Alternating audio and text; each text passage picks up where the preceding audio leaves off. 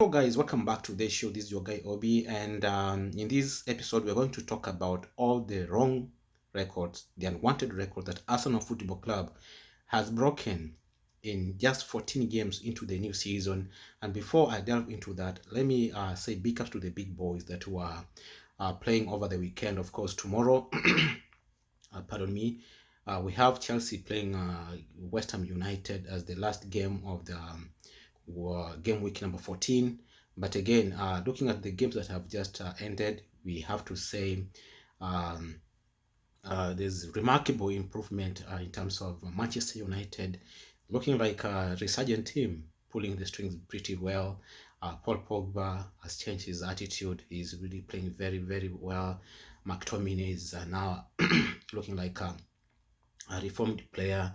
Of course, Manchester United winning convincingly, 6 goals to 2 against Leeds, and Manchester City also winning. Liverpool have gone to the top of the table. Of course, 31 points out of 14 games. Not the best of the tallies we've known, because we know what Liverpool can do. But again, the Premier League is becoming so unpredictable, and let's just give it to them because they are really fought to be there. They have got their own challenges. Talking about the injuries to their key players, and so it is a well-earned spot for them. And what about Tottenham? For the very first time, they are losing at home against Leicester, right? And so previously, many fans have come out saying, Jose Mourinho has brought a winning mentality there at Tottenham Hotspur, and many were touting him to be one of the managers that were aiming to carry the day coming to the end of the tournament, the English Premier League, to be specific. But the way things are going, it doesn't look like things are really bad. But these are the signs of a team that has a lot of gaps because they are now getting exposed. All their frailties and weaknesses are being exposed, and and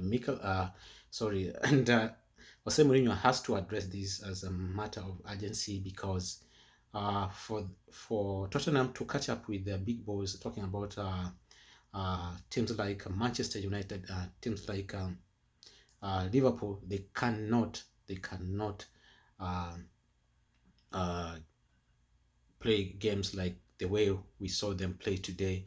But again, give it to Leicester because Leicester has shown not once, not twice that they can win anywhere. They can go to Manchester City and win. They can go to Arsenal and win. They can go to they've gone to Tottenham. They've won, and they can win just anywhere. And so now let's go to the key talking point of this show.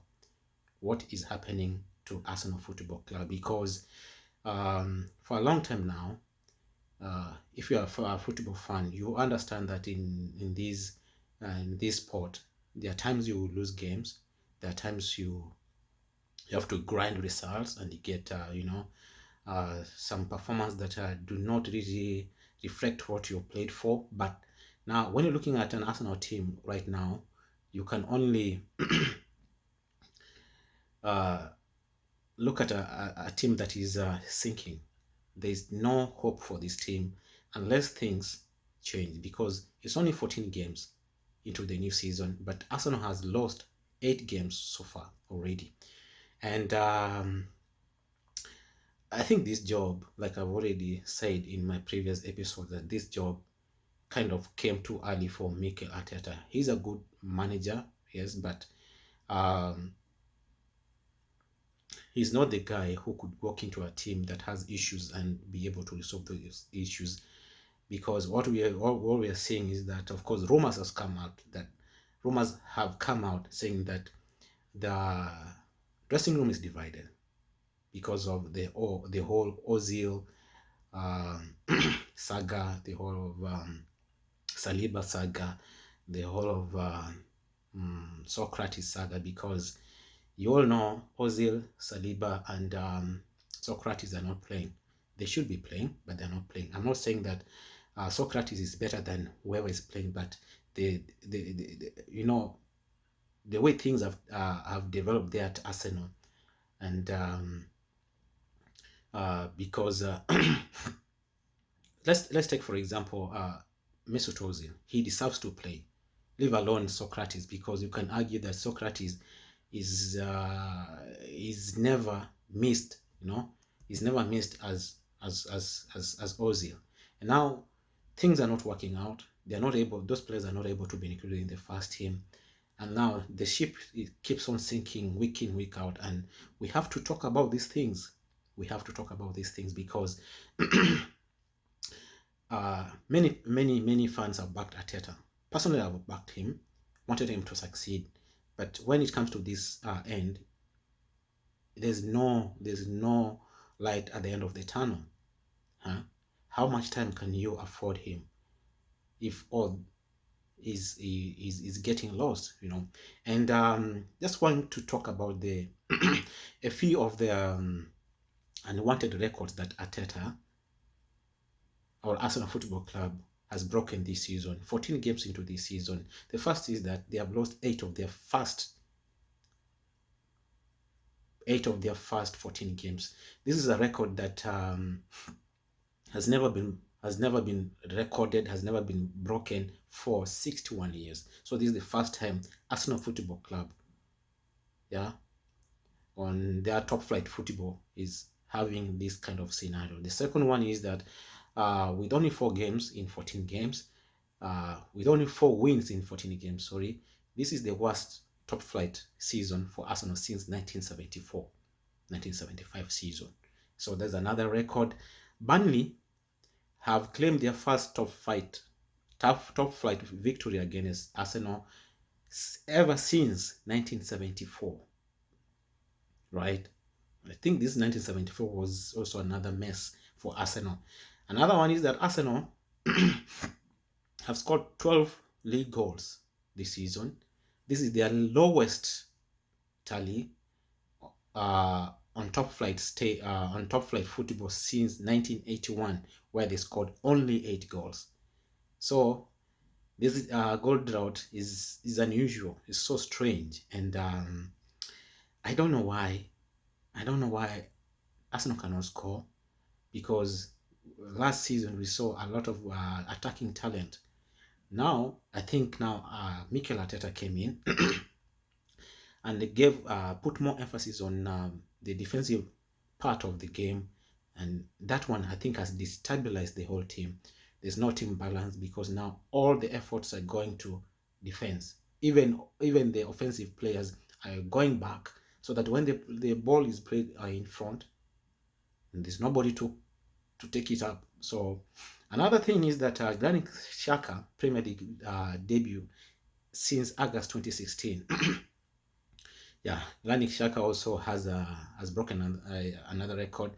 Is that only Fernandinho of Manchester City has seen more red cards than Granit Xhaka in the English Premier League ever since 2016. Yeah, Pierre-Emerick Aubameyang on goal was the first Arsenal have conceded from a set piece ever since Arsenal Football Club were promoted in the English Premier League. Aubameyang on goal is the very first on goal he scored in his entire footballing career. All these things, all these records are being broken just 14 games into the new season. And the last one is Arsenal have attempted 18 shots against Burnley, and that's the most Arsenal has attempted this season, or all season, without scoring. So 18 shots on target with no goal. So this sums all that you need to know about Arsenal Football Club. Arsenal is a club that has a rich history. Arsenal is a club that should be competing with the likes of Bayern Munich, Manchester United, the likes of Real Madrid, Barcelona, because the reason why Arsenal moved from the the former Highbury, the former Stadium Highbury to Emirates, is to enable them compete with the big boys, in the game, the big boys I've just mentioned. And now, ever since that movement, things have not worked at all. Yeah, we have seen a lot of problems in terms of recruitment. Um, the recent recruitment, especially the ones that Arteta has overseen. We're talking about Willian, who was brought in from Chelsea, who has been horrendous all season. We're talking about people like Pepe, 72 million pounds. Of course, Arteta wasn't there when he was brought in, but Pepe, I think, is suffering from um, the poor performance of the team. The kind of football Arteta is setting this team to play does not suit Pepe at all. And I'm looking at a situation where Pepe either yet is gonna be loaned out to teams like PSG, Inter Milan, and maybe after that loan he's going to be sold if Arsenal want, you know, want to get rid of him, because what I'm saying is so strange. Because I mean, even without the addition that Arsenal brought in last season, last transfer window, Arsenal still has a team that can do better than the way they are doing right now, right? Arsenal still have a team that can do better than what we're seeing right now. The problem is there is no coordination. There's a lot of rift between player and coach. The coach is not able to, has taken responsibility that is not able, that he shouldn't have taken. He has asked some players that should be playing right now. He has sent other players on loan that they're not supposed to be sent on loan. He's been so arrogant. He's been so rigid in making changes, because he's playing Willian when he's not supposed to play him. He's asked Ozil for footballing reasons, we are told. He's asked Wenduzi, who is doing pretty well there in Germany, right? And now Hertha Berlin are planning to buy Wenduzi. They're saying that is the best chance they have to buy Wenduzi. Wenduzi for me is a good player. He's a young player who needs player manager who can manage that kid, because when these players grow up, you need to mentor them and tell them what they should do. They will always make mistakes. Of course, we have heard that Wenduzi is prone of mistakes, but when you know that is the kind of player you have, you should know better than that player, right? Other than just eliminating the player, sending him on loan, because wanting to do away with that player. And now it will come to bite Arsenal and Mikel Arteta if Wenduzi gets sold. I know he will be sold for maybe for cheap, at a cheap, sorry. But what if he turns out to be another Serge Gnabry, right?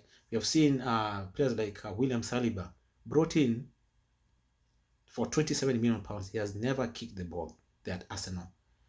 Now Arsenal are planning to loan him out, and probably he is going to get sold without kicking the ball at Arsenal. William Saliba is we are told, was supposed to be the Mbappe of centre backs. Now the Mbappe of centre backs cannot even feature in the first team football there at Arsenal.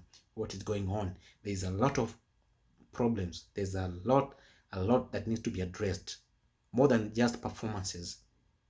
Arteta, for me, is a good manager, but for this Arsenal job, I think came a little bit early for him.